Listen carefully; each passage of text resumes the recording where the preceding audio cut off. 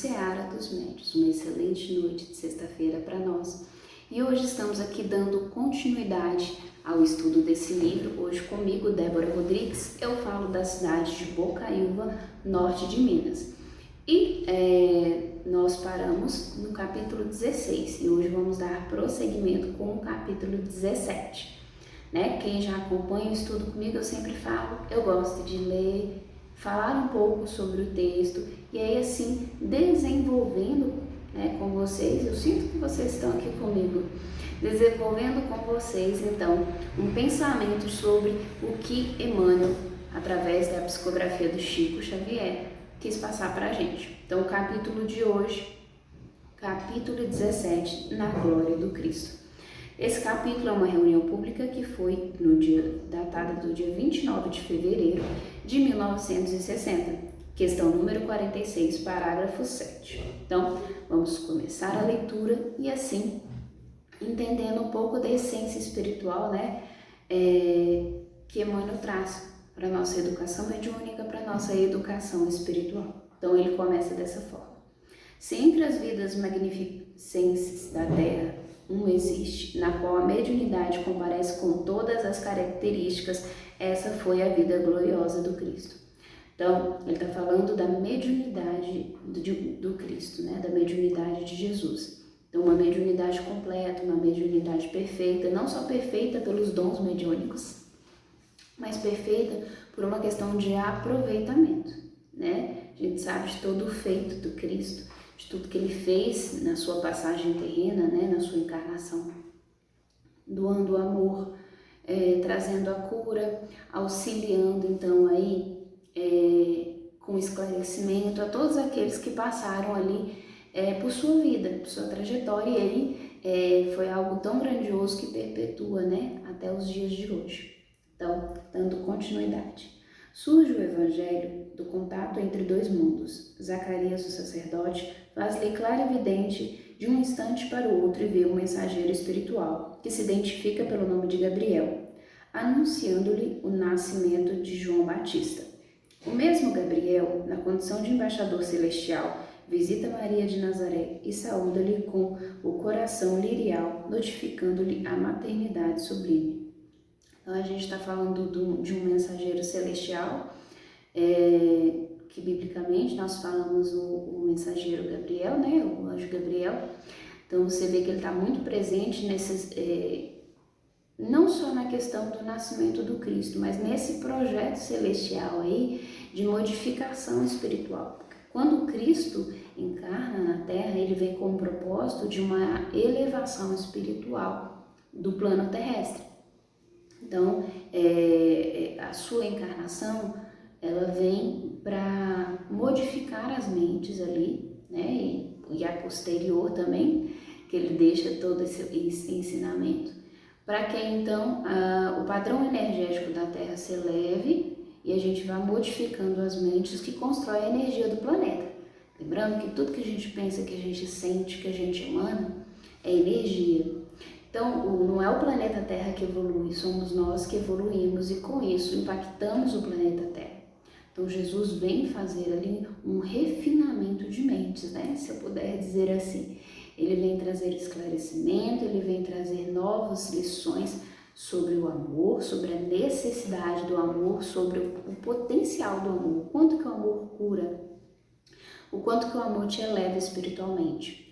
E aí, de acordo com isso, você vê que muitas pessoas, como é falado na época, elas viram adeptas do Cristo, do cristianismo, que foi dado esse nome depois, mas sim, das lições crísticas, e modificam seus padrões mentais. Então, elas estavam ali num caminho de erro, de equívoco, vamos dizer assim, e aí elas então redirecionam as suas mentes para outra caminhada, e isso afeta não só elas e suas famílias, mas afeta também as pessoas ao redor. E aí esses ensinamentos crísticos, eles modificam aquele ambiente. A gente teve uma revolta, a gente teve a crucificação, teve espíritos negativos que se aproveitaram da situação, mas a gente teve ali uma grande vitória espiritual no sentido de espíritos que estavam perdidos e agora se reencontram na sua caminhada espiritual. redirecionando suas atitudes, redirecionando as suas mentes. E isso modifica grandemente ali a trajetória espiritual da Terra. Você tem um padrão energético antes e depois do encarne de Cristo. Ainda que de forma demorada, né, espiritualmente esperava-se que fosse ali mais rápido, né, essa modificação energética, mas você tem uma modificação por conta do magnetismo do Cristo. Então, dando continuidade. Nasce então Jesus, sob luzes e vozes dos espíritos superiores, usando o magnetismo divino que lhe é próprio. O excelso benfeitor transforma a água em vinho nas bodas de Caná. Então, aí a gente está falando do magnetismo do Cristo, né? De como que a sua fé no Pai e nele mesmo, porque nós somos essência divina, lembrando sempre que somos essência divina, e como essência divina, né, imagem, me faltou a palavra, né, vindos do Criador, então nós também transbordamos esse magnetismo.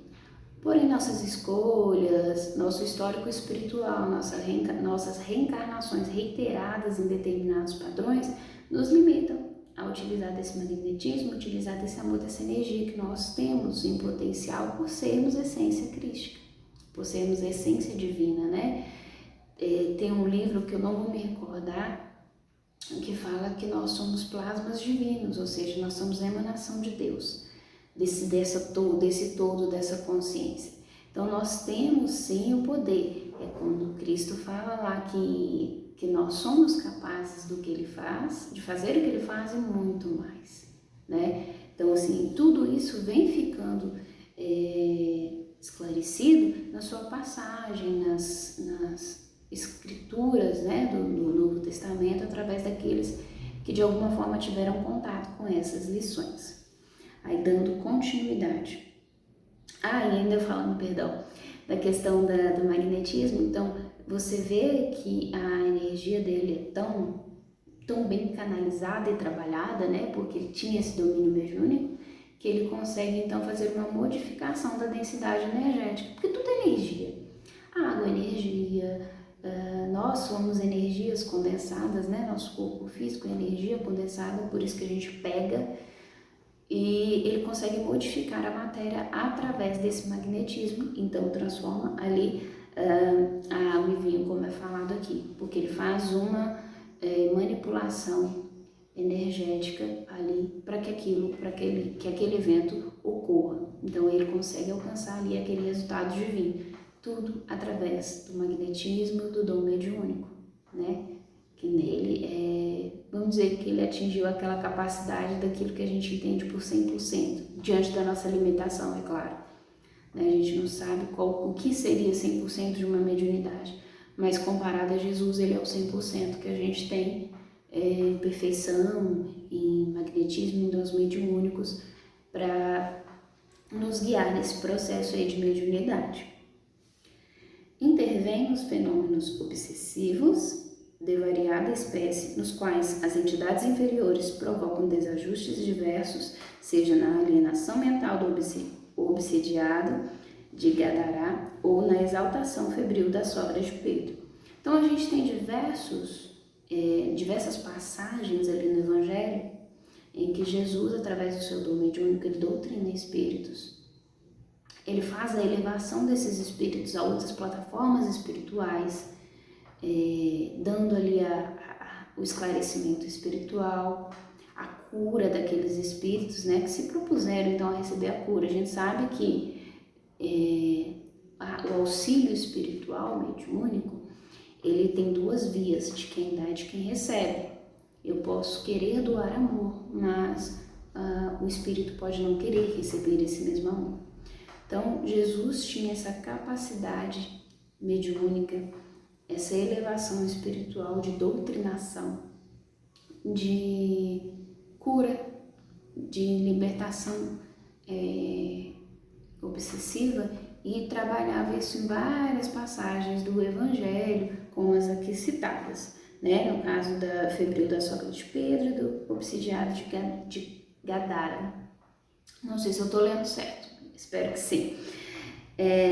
Então, assim, tudo isso através da fé no potencial mediúnico que ele carregava com ele, né? De transformar a sua realidade de acordo com a sua crença.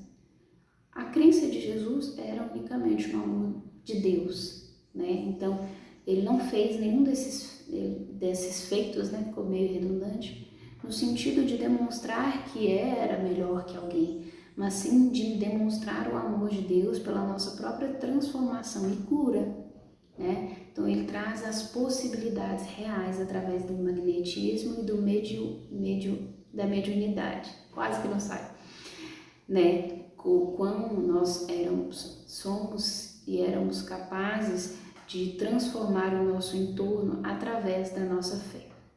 E aí continua. Levanta corpos cadaverizados e regenera as forças vitais dos enfermos de todas as procedências. Então aí a gente tem aquele caso de Lázaro e tem as curas espirituais, né? Dos cegos, dos aleijados. Tudo isso através do magnetismo espiritual. Muitos desses processos são processos obsessivos, né, de espíritos ou de energias vinculadas ali ao próprio espírito que está passando por aquele processo, energias causadas por ele mesmo. Então Jesus traz essa transformação energética. E por que ele falava tanto, vai, não peques mais, vai, não erre mais? Porque o padrão energético, ele pode ser modificado aqui agora. Estou conversando com vocês, estou num padrão de sintonia com a espiritualidade para a gente fazer esse estudo. Eu posso me elevar ainda mais espiritualmente, de acordo com a minha dedicação a esse momento, e sair ali na porta e baixar o meu padrão. E voltar ao meu padrão habitual. Lembra dos hábitos que a gente aprende no mundo físico? De alimentação, de atividade física, enfim, de outras coisas. Então, eles também persistem no âmbito espiritual. Então, nós temos, via de regra, um padrão energético. E aí, nós estamos o tempo inteiro tentando modificar esse padrão. A grande maioria no desejo de ser melhor, de ser mais elevado. Só que isso é uma questão de hábito. Nós estamos habituados a um determinado padrão. A modificação, ela requer persistência e disciplina. Então, quando Jesus fala, vai, não erres mais, é no sentido, vai, mantenha o seu padrão de agora. Vai, não retome o mesmo padrão energético de antes. Não retome os mesmos erros, os mesmos caminhos. Se eu quero ser uma pessoa tolerante, então eu tenho que praticar a tolerância em mim. Eu tenho que trabalhar em mim este hábito de ser tolerante. Não é ser tolerante um dia e achar que isso vai fazer parte de mim daquele instante. Então, é me habituar a ser aquele ser, a ser daquela forma. E aí, continuando. Apazigua elementos desordenados de natureza e multiplica alimentos para as necessidades do povo. Sonda os ideais mais íntimos da filha de Magdala quando lê na Samaritana os pensamentos ocultos. Então, esse ler pensamentos ocultos, ele pode vir, né, dessa capacidade intelectual de ler a energia do outro, né? Lembra que eu falei que tudo é energia? Então, a nossa linguagem do mundo é uma linguagem adaptada a essa necessidade, mas a nossa real linguagem é a linguagem espiritual. Então, Jesus fazia essa leitura energética. O que meu espírito quer dizer? Você vê que, sim, André Luiz fala nas suas obras que ele sentiu muita vergonha dos seus pensamentos, porque os espíritos tinham noção disso. Porque ele ouvia os pensamentos, não porque eles faziam essa leitura energética dele, né? Ele olha e sabe o que você está sentindo, através da sua aura, através da sua energia, através do que você está emanando ali, com o que você está transparecendo. Então, essa questão aqui de Jesus identificar os pensamentos ocultos era uma leitura energética, né, refinada, claro, que ele fazia das pessoas. Então, uma pessoa harmonizada espiritualmente, de um determinado equilíbrio, ela não se deixava então contaminar pelos outros e conseguia identificar muito bem quais eram os padrões energéticos ali daquela época, não tendo dificuldade para saber o que cada pessoa sentia. Aí, continuando, conversa ele mesmo com desencarnados ilustres no cimo do Tabor, ante os discípulos espantados. Avisa Pedro que os espíritos infelizes procurarão para induzi-lo à queda moral e faz sentir a Judas que não desconhece a trama de sombras de que o apóstolo desditoso está sendo vítima. Então, por que ele sabia o que ia acontecer? Porque todas as nossas ações geram reações, desencadeiam situações. Então, ele sabe que os espíritos vão se aproveitar de Pedro porque ele entende as fraquezas morais dele, né? Os vícios da época. Então, ele sabe que por conta da sua missão, muitos espíritos insatisfeitos, espíritos inferiores, tentariam, né, as pessoas ao seu redor, já que até que ele dificilmente era tentado por essas situações. Aliás, ele era tentado, mas ele conseguia passar por isso por conta da sua elevação moral, por conta das suas virtudes espirituais. Então ele sabia que os espíritos inferiores utilizariam aqueles que estavam ao seu redor para atingi-lo direta e indiretamente. Então ele sente os espíritos se aproximando de Pedro pela sua questão energética, pelo medo que ele sentia naquele instante de toda a situação, e sente a capacidade de Judas de se entregar, né, aos espíritos. As pessoas falam em trair, mas é uma palavra um pouco pesada, porque a gente entende que tem um contexto espiritual. O próprio Cristo vai ao encontro de Judas após seu desencarne, mas de se trair, né, de trair seus valores e seus princípios, porque eles, de certa forma, seguiam os valores e os princípios do Cristo, mas ainda não estavam com um padrão elevado o suficiente para vencer essas questões morais e assim, por eles mesmos, seguirem esse caminho de virtude e não trair a sua própria missão. Porque quando a gente fala de Pedro ter negado Cristo, de Judas ter entregado, né, quem seria Cristo, não é uma traição a Cristo propriamente dito, é uma traição às suas crenças, é uma traição à sua missão espiritual. Então, mais do que trair a situação, você fere tudo que você acredita. O mal que eu faço faz mais mal a mim do que a quem eu quero atingir. Porque a minha intenção, a minha emanação, ela diz do que eu alimento no meu coração. Então, quando eu desejo mal ao outro, pode ser que o outro nem sinta, porque ele nem sabia, porque ele está tão elevado espiritualmente que aquela energia não o atinge. E às vezes eu quero bem e a pessoa se sente ofendida, porque é o padrão dela e o meu. Entende? Que é lógico que existe uma lei de causa e efeito, as minhas ações têm consequências, mas as maiores consequências das minhas ações vão ser suportadas pelo meu próprio espírito, porque elas dizem da minha energia. Então eu vou atrair aquilo que eu estou alimentando em mim. Então, quando eu deixo de cumprir com as minhas tarefas espirituais, que é o caso aqui de Judas e de Pedro, eles traem a eles mesmos, ao seu compromisso espiritual. Né? Nós, quando reencarnamos, fazemos um compromisso espiritual com a espiritualidade superior, né? Falamos, olha, eu vou lá, pode colocar essa prova que eu vou dar conta, vou fazer tudo certinho, vou ser médio, vou ajudar, vou trabalhar. Só que a gente passa pelo esquecimento. A gente tem a sensação espiritual de que deve fazer algo, mas tem um esquecimento físico. E muitas vezes nos deixamos levar pelas questões do mundo, pela energia preponderante da Terra e deixamos de cumprir com o nosso compromisso espiritual. Vencer essas etapas, vencer essas dificuldades, levar a palavra do Cristo através dos nossos atos, levar o Evangelho através dos nossos atos, com certeza é um dos nossos maiores compromissos com a espiritualidade. Se eu não me engano, foi Chico que falou isso, se eu estiver falando besteira, me desculpe, mas que era necessário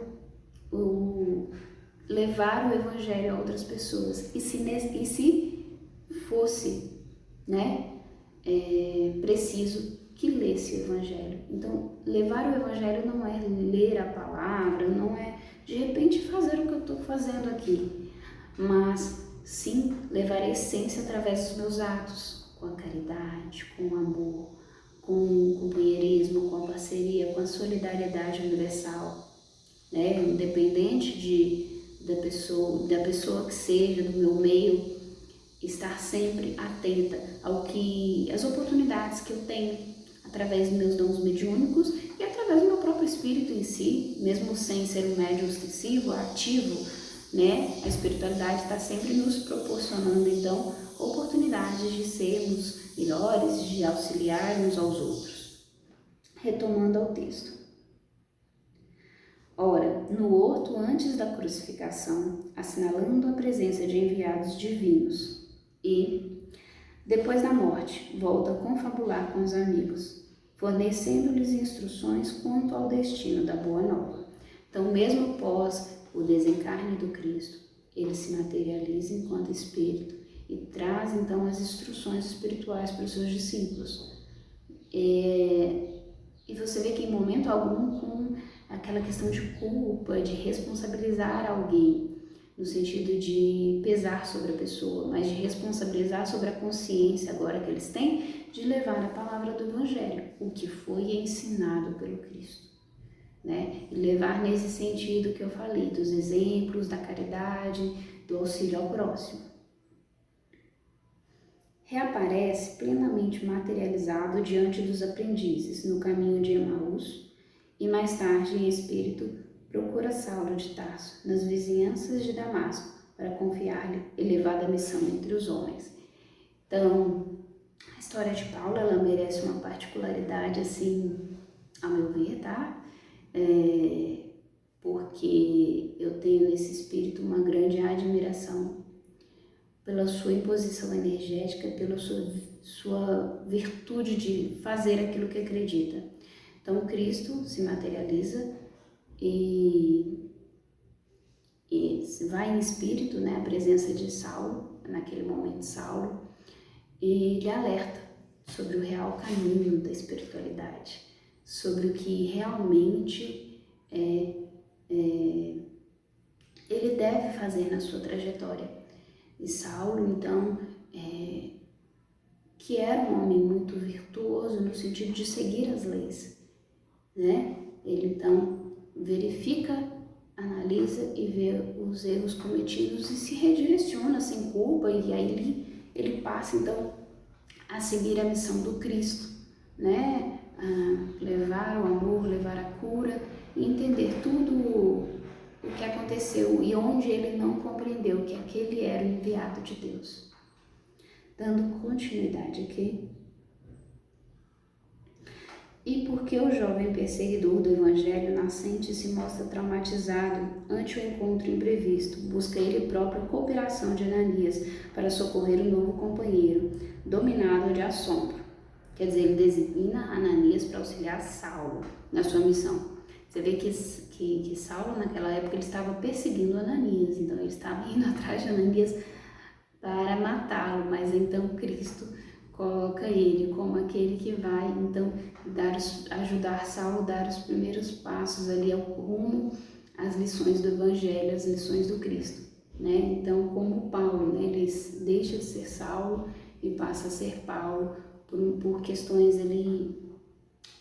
Os nomes tinham significados muito fortes na vida daquelas pessoas. Então, ele quer recomeçar de um jeito diferente, torna-se Paulo, através da iniciação dos ensinos de Ananias. E continuando, é inútil assim que os cristãos distintos nesse ou naquele setor da fé se reúnam para confundir respeitosamente a mediunidade em nome da metafísica ou da parapsicologia, que mais se assemelha a requintados processos de dúvida e de negação, porque ninguém consegue empanar os fatos mediúnicos da vida de Jesus, que diante de todas as religiões da terra permanece por sol indiscutível a brilhar para sempre.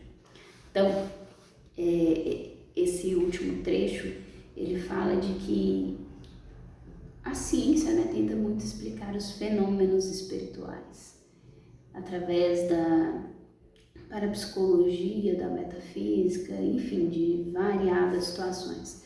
Mas, na verdade, nada mais são do que mecanismos de fé, situações de amor e o trabalho mediúnico em prol desse mecanismo de fé, desse mecanismo de amor. E aí, retomando ao início do texto, a gente tem ali como nosso maior exemplo de perfeição mediúnica o Cristo. E aí, Emmanuel traz essa lição para que nós, então, nos comparemos não a Cristo, mas nos comparemos à possibilidade de nos auto-iluminar com os passos, com as lições deixadas do Cristo, através das nossas escolhas, através do nosso auxílio ao próximo, do nosso trabalho com caridade, buscando sempre a verdade de Deus, né? E aí, talvez você se pergunte, qual é a verdade de Deus? O amor é o maior guia e o mais confiável para a gente seguir na nossa caminhada espiritual. Quando você ama, não o amor romântico, o amor divino. Quando você ama, você cuida. Quando você ama, você cura. Quando você ama, você é curado, você é iluminado. E com isso você ilumina o caminho de outras pessoas. Quando você ama, o mundo é um lugar melhor. Porque o amor é a energia mais poderosa que nós temos a nosso dispor pela espiritualidade superior. E não precisa fazer muito esforço para amar. É só voltarmos à nossa essência, voltarmos à nossa busca incessante de sermos melhores, mas com resignação, com resiliência, com humildade, com brandura, né? É como se a gente estivesse ali, você sabe, aqueles trens, né, com a sua velocidade, e aquilo passasse em câmera lenta. Então, naquela câmera lenta, eu consigo enxergar os passos que eu tenho que seguir, né? Permanecer seguindo. Nós não somos todo o erro. E os passos que precisam ser realinhados, reajustados na palavra do Cristo. Porque nós sabemos o que tem que ser feito. O Livro dos Espíritos nos traz a grandiosa lição de que as leis da consciência, as leis divinas estão na nossa consciência. Então, no fundo, nós sabemos o que está certo e o que está errado.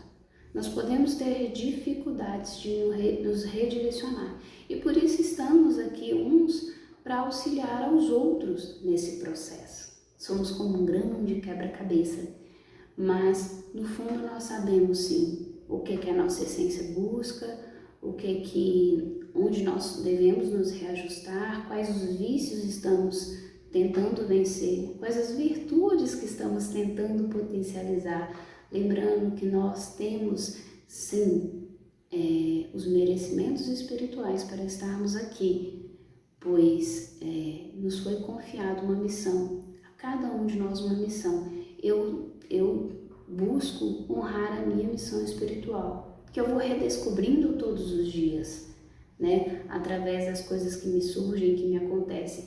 Você vai se redescobrindo todos os dias, entendendo a sua missão.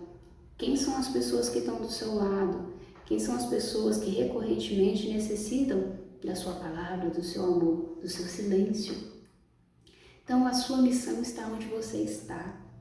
Floresça onde Deus te colocou. São frases aí, clichês, mas que dizem muito do que nós precisamos realmente entender.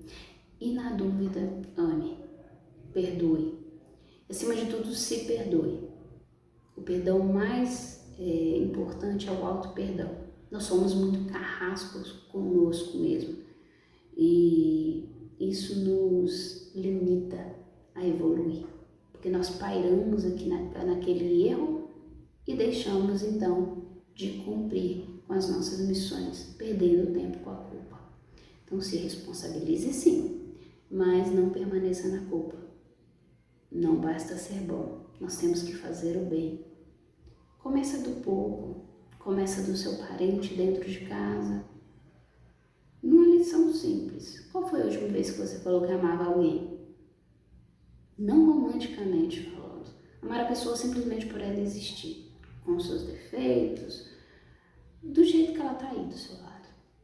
Então faça esse exercício. Fale do seu amor, espalhe o seu amor onde quer que você esteja. Tá bom? Esse foi o estudo do capítulo 17. Na semana que vem, nossos amigos vão estar de volta com o capítulo 18. Eu quero deixar um grande abraço, fundo do coração, e que essas palavras possam ter auxiliado a você, como me auxiliou muito nesse dia de hoje, e que isso aí seja uma semente plantada no seu coração para colheitas futuras. E agradeço a cada um de vocês que estiveram aqui hoje. Um abraço. Fiquem com o amor do Cristo, com o amor do nosso Pai, nessa noite de sexta-feira. Tchau.